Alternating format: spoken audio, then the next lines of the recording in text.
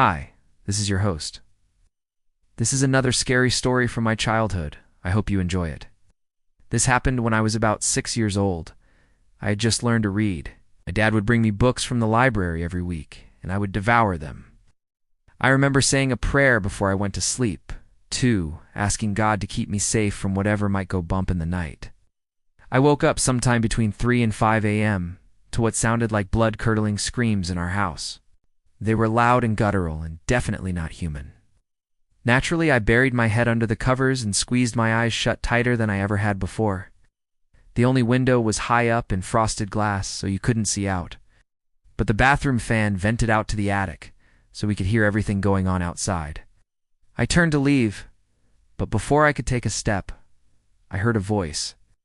It was raspy and sounded like fingernails on a chalkboard.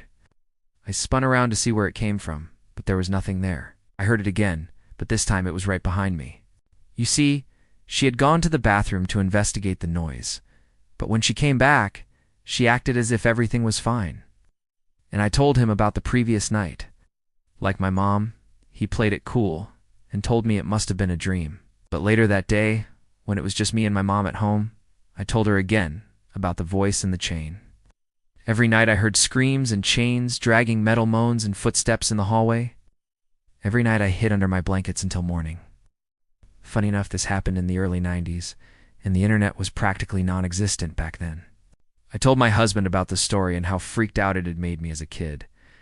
We looked through the local listings and found the new owner of the box. I called the number provided and a woman answered. I explained that I had donated the wrong box and asked if she could please return the book. She agreed and sent me a message when she dropped it off in our mailbox. So I never got to share my story online. Well, last year, I was doing a bit of spring cleaning, and I decided to get rid of some old books. I pulled out The Ghost Story by R.L. Stine and threw it in the donation box. Then I promptly forgot about it. I didn't want to wait any longer to return it. But as I flipped through the pages, I noticed something strange. On the inside cover, scrunched up in the corner, was a small piece of paper. Unfolding it, I read what appeared to be a child's handwriting. It said, "Beware the screams in the night, the footsteps drawing near. Don't open the box if you find it. Don't read the words if you're wise. Run and hide. Don't make a sound. For when you hear the chains dragging, turn around.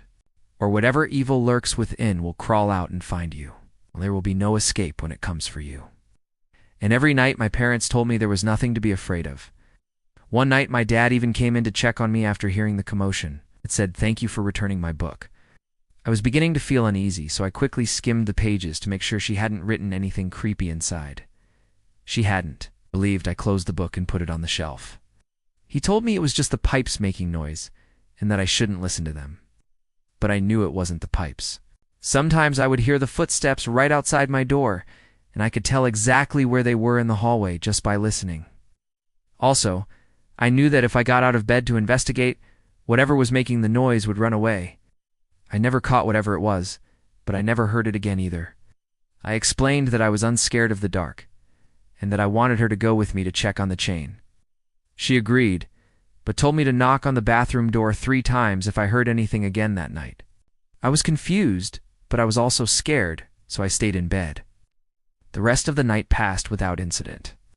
Every creak in the house set me on edge, and I waited anxiously for something to happen. Of course, nothing did.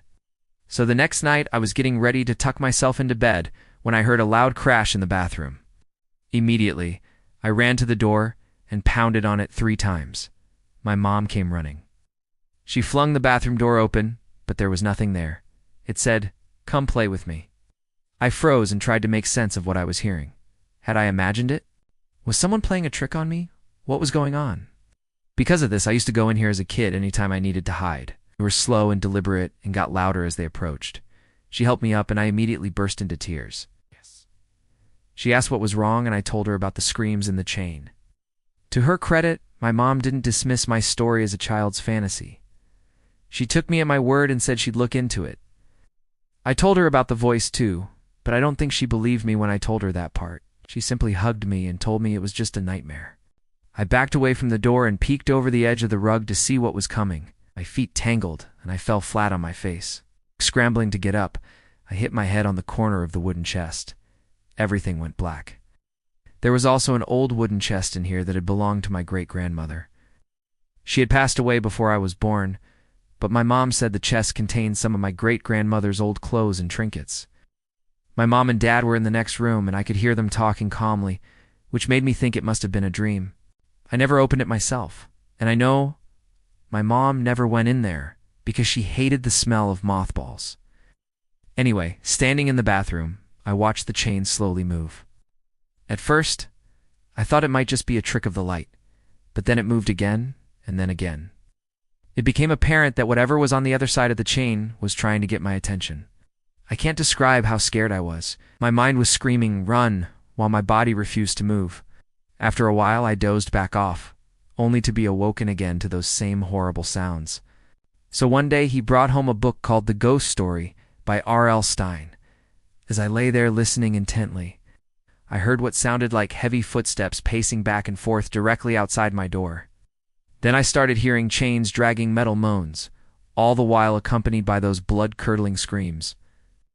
I don't remember how long I laid there, but eventually the noises stopped abruptly. I recall thinking, well, if they're not going to stop, then why should I? And I got out of bed to investigate. Now, if you're not familiar with his work, his stories were really good at keeping kids up at night. As I opened the door and began to walk out, the light from the hallway made me squint my eyes. That's when I saw it. Hanging from the doorknob was a long, dark, greasy chain. One end was attached to the door, and the other end trailed all the way down the hall and around the corner. I don't remember if my parents' door was closed or open, but I knew they weren't in there. My mom always left her door open, so I walked past their room and into the bathroom. And this story was no exception. It was about this girl who heard screams in the middle of the night, coming from the room with no windows. The walls were so thick that no sound could get in or out, and the screams just kept getting louder and more intense until they stopped abruptly. It freaked me out, but of course, being a kid, I didn't want to admit it. That night I went to bed around 9 o'clock like normal, tucked in tight in my bed. My bedroom door was slightly open, and the closet door was wide open. As I crept closer to the door, the hair on the back of my neck stood up, and I wanted to turn back, but something compelled me forward. The bathroom was fairly small. It had a shower in one corner, a sink and mirror in another, and the toilet in the third. Now, the reason I mentioned the chest is because I swear the door was closed. Finally, after what felt like an eternity, the movement on the other end of the chain stopped. I decided then that enough was enough. Then I heard footsteps near my door. When I woke up, my mom was kneeling beside me, asking if I was okay. After she tucked me back into bed, I lied there wondering if I should get up and check on her. In the morning, my dad made his usual joke about me being scared of the dark. Well, needless to say, I didn't sleep a wink that night. The days that followed were filled with the same routine. One day soon after, we moved to a new house, and I never thought about the bathroom incident again, until I was all grown up and moved out on my own. A few weeks later, my husband and I were eating dinner when I remembered I left the book in the box. I opened it up and inside was a note. Then one night as my husband and I were getting ready for bed, I grabbed the book to take it back to its rightful owner.